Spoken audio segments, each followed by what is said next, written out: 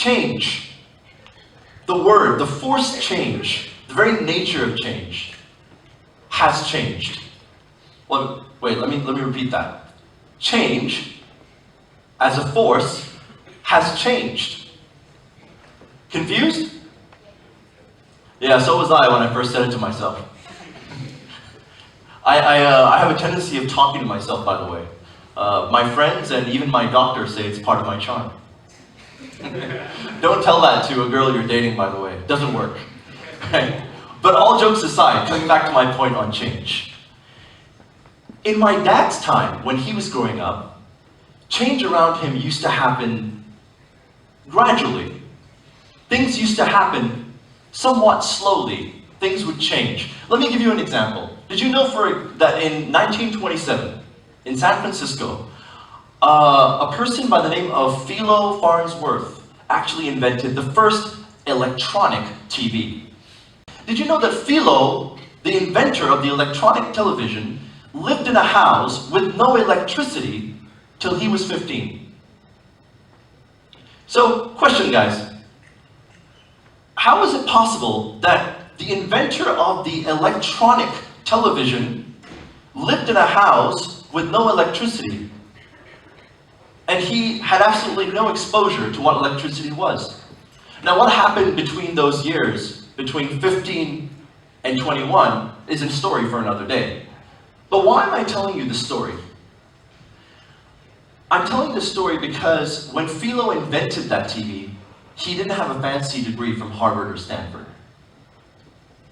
Right? And neither was he phenomenal at anything else except for chemistry and physics. His own teachers have actually said this about Philo, that Philo was a brilliant student when it came to chemistry and physics, but everything else, not so much. So the concept of a straight A student is relatively a new term in our lives. The concept that we have to obsess over 11, 12, 15, 16, God knows how many A's we need. We believe somehow it's connected to our success is one of the biggest illusions that we live in today. Don't get me wrong, getting A's is brilliant, it's awesome, but there's something else that's missing in our lives. And I want to share that with you. And why did I share the story about Philo with you? Why did I share the story with you? Because, get this guys, between 1927, where the first electronic TV came out, it took years before we saw the color TV. Can you guess how long it took between the two? It took 30 years. 30 years between the first model, black and white electronic TV. 30 years later, the color TV in the 1950s. Why am I sharing this with you? Because I want to bring you back to the point I made earlier on. At my dad's time when he was growing up, change happened gradually. Let's look at change today. Let's look at our lives today. Let's take our Model A, our first models. Let's just say, for example, the iPhone. How long was it before the next iPhone came out after the first? A year. I rest my point. Change.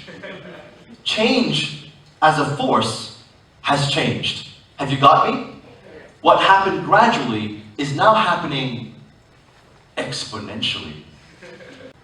Everything has changed. Everything has been disrupted. Even change has been disrupted.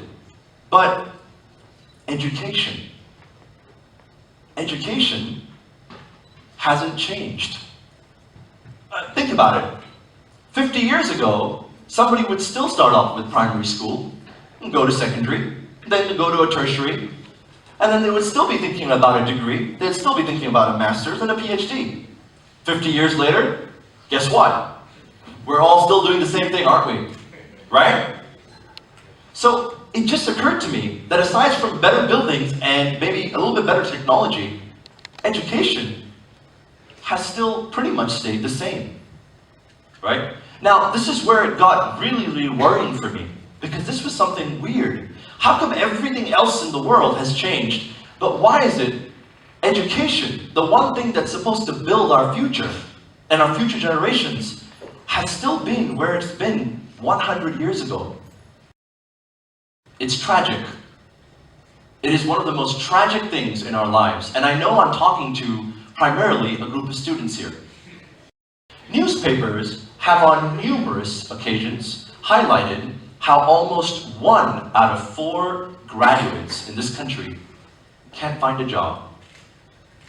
Not right after leaving school or college or university, but they can't find a job 6 to 12 months after graduating, right? Now, why is that? What does employable mean today? What does it mean today? It equals a degree in our minds, apparently. Is that all employable means? To have a degree or to have a master's degree? I'm going to ask you, the audience, do you think we're facing this situation because of a lack of IQ in Malaysia? A lack of IQ? I don't think so. Are we saying that we don't have enough smart Malaysians? No? That don't have enough straight A's? I seriously doubt that. Open up the same newspaper I mentioned earlier, and at the end of every SPM cycle, at the end of every O-level cycle, whether international or public schools, you see dozens and dozens of youngsters scoring straight A's. So, if it's not IQ, why do we have so many youngsters struggle with finding a job? So, hold that thought for a moment. How many of you have heard of a gentleman named Ollie Forsyth in the UK? Anybody? Anybody heard of Ollie Forsyth? So Ollie was bullied so badly at school that he wanted to end his life. Right? I was bullied too at school. But here's the amazing thing about Ollie. Ollie, when he was 13 years old, started an online gift shop and had an annual revenue of £13,000 on the first year. And that's profit. So imagine this, a child that's being bullied in school at the age of 13 can actually start an online gift shop and actually turn over a profit of £13,000. How is that possible? Was it his IQ alone?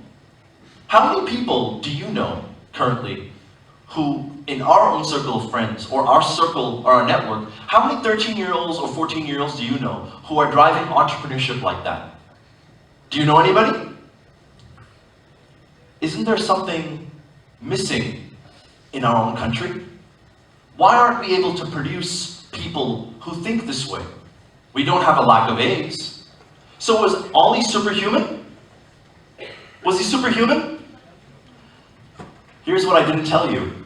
Ollie is dyslexic. Ollie Forsyth is dyslexic. Dyslexic, i.e. dyslexia, a learning disability. He can't read words properly. There's a picture of Ollie and Richard Branson on the internet today, standing next to each other. Not because they're both dyslexic. Yes, Richard Branson is also dyslexic, right? But because they're both inspired by their own boundless creativity and emotional intelligence. That's right. It's not IQ that's lacking in this country or anywhere else. It never was. It's the emotional intelligence, the EQ, that education today has put the lowest priority on. Why shouldn't a child, and here's what I want you to think about, why shouldn't a child be taught mindfulness or carpentry or dance just as much as mathematics or biology during the same school week?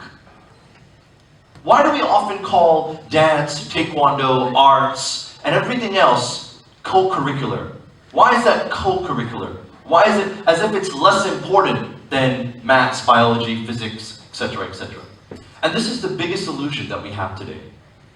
That somehow every single child has to be intelligent in the way this KPI-based world, KPIs, efficiency, key parameter indicators, that every child has to be intelligent the way we want them to be. Any other form of intelligence in them, and what do? We start to question it. I truly believe that only with a balanced IQ and EQ within our educational system can we nurture with IQ and EQ, I repeat, can we nurture the generations that are coming into the visionaries of tomorrow? And this world needs visionaries. This world, this country, this world, everywhere in the world, things are going wrong. You open the news, you're depressed, aren't you? We need visionaries. We need people to change things. Don't you all agree? That our future depends more on the people who don't fit in. The people who are unique, the people who we call weird, they're the ones we need. We need them to be crazy, and we need to give them a platform for them to be crazy with it. So education today is fantastic at creating structure, creating linearity, subject matter experts, professors, yeah? Straight A's, of course. But we've sucked so much out of education in the name of efficiency, structure, and progress. And amongst so many things lost today in big education, I call it big because just like you call pharma today, big pharma, you call business, big business, I call it big education because it's being run and planned by people who are not in this room. But it should be. I believe the four most important elements that are missing in a child's development today in education are emotional intelligence, imagination, entrepreneurship, and empathy. And believe me, in this world, in this digital world of ours, where you and I spend more than 30 to 40% of us looking at a screen as opposed to talking to another human being, the situation isn't going to get any better. We're going to get more and more drawn into our own world as opposed to realizing that we need to feel something for the person standing next to us, right? So unless the Malaysians and everybody around the world comes together to rethink education, we are all in trouble. We are all in trouble. Don't get me wrong, there's absolutely nothing evil about how digital disruption is empowering our lives for the positive. There are some amazing things happening. Don't get me wrong, I'm not saying Grab is bad, Airbnb, no, I'm not saying that. I'm saying what's dangerous is, in my opinion, education today across the world fails to coach Generation Y, a lot of us in this room, and Generation Z, and even X, on how to live a more meaningful and productive life and a mindset with digital. How to use digital in a more productive way. Out of everything I've shared with you today, perhaps the thing that gets to me the most is that education today fails miserably at including everyone.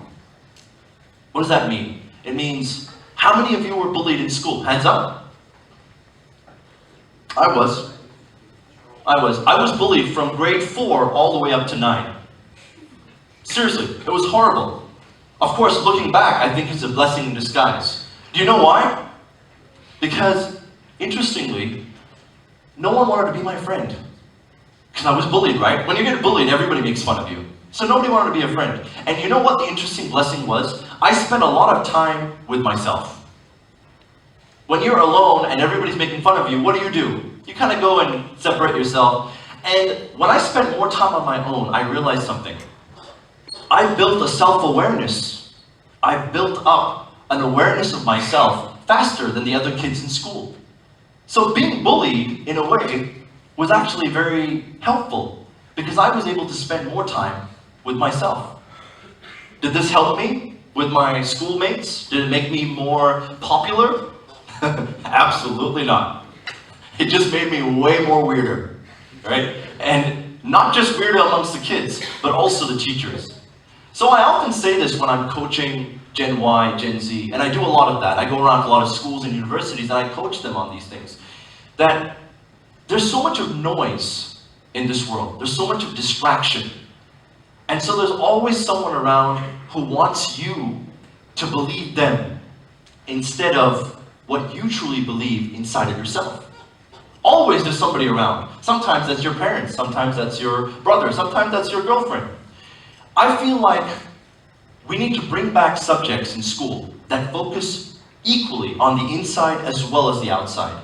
Today, we focus on subjects that are really very much on the outside, but less on the inside. We need to balance that out. The earlier we teach our kids and ourselves to face and explore the inside, the better and clearer do we know who we truly are. Instead of education, I've come up with a completely new ideology. I've removed the E for education because I think the E represents the old model, the excluded. E in education stands for exclusion, where people who don't fit in feel like outcasts. So what I'm doing is I'm replacing it with I. That spells out education. The other day I told that to somebody and they said, does I stand for idiot? I was like, no. No, yeah, leave me alone, bro. That's what I said. No, I said, I stands for inclusiveness. I for inclusiveness. Education is a vision I have for the present and for the future. It's when we make emotional intelligence and IQ balanced. We look at entrepreneurship, imagination, and empathy, which, by the way, are all connected to each other. It's an ideology to bring these things back into school and to reimagine what education truly means. Academics and IQ have the same level of importance as EQ. We've forgotten that some way. We've made all these four things nice to haves in schools and universities. What we need to do is bring it back as a must-have.